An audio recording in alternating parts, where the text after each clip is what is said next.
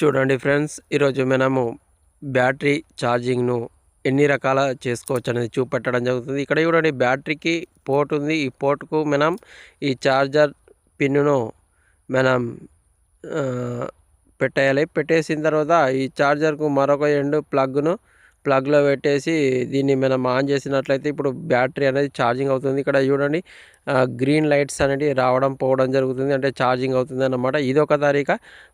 ఇంకోటి ఏంటంటే, బ్యాటరీని తీసుకపోయి మనం ఇంట్లో కూడా మనం ఛార్జ్ చేసుకోవచ్చు. ఎప్పుడైనా వర్షాకాలం బ్యాటరీ స్కూటీ బయట ఉన్నప్పుడు ఛార్జ్ చేయడం కష్టమవుతుంది కాబట్టి దాంట్లో ఉన్న బ్యాటరీని ఇప్పుకొని లోపలికి వెళ్ళి మనం ఇంట్లో కూడా ఛార్జ్ చేసుకోవచ్చు. ఇక్కడ చూడండి మిత్రులారా, ఆకుపచ్చ లైట్లు అనేది రావడం పోవడం జరుగుతుంది, అంటే ఇక్కడ కూడా మనం ఛార్జింగ్ అవుతుంది అన్నమాట.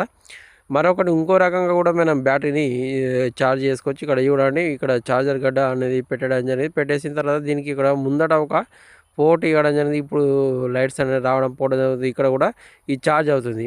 ఇక్కడ చూడండి మిత్రులారా, ఇక్కడ ముందర అంటే ఛార్జింగ్ పోర్ట్ ఇవ్వడం జరిగింది.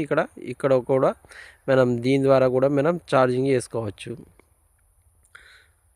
అంటే మనం అనేక రకాలుగా స్కూటీని ఛార్జ్ చేసుకోవచ్చు. మనకి ఎలా వీలుంటే అలా మనము పోర్ట్స్ ఇచ్చుకొని మనం ఛార్జింగ్ చేసుకోవచ్చు. చాలా సులభంగా కూడా చేసుకోవచ్చు. ఒకవేళ ఇక్కడ మీరు చూడండి, ఇక్కడ సీటు ఓపెన్ చేసుకొని సీట్ కింద మరొక బ్యాటరీ వద్ద ఒక ప్లగ్ ఉంటుంది. అక్కడ కూడా మీరు ఈ ఛార్జర్ గడ్డ పిన్ను దాంట్లో పెట్టేసి కూడా ఛార్జింగ్ చేసుకోవచ్చు. ఇక్కడ చూడండి మిత్రులారా,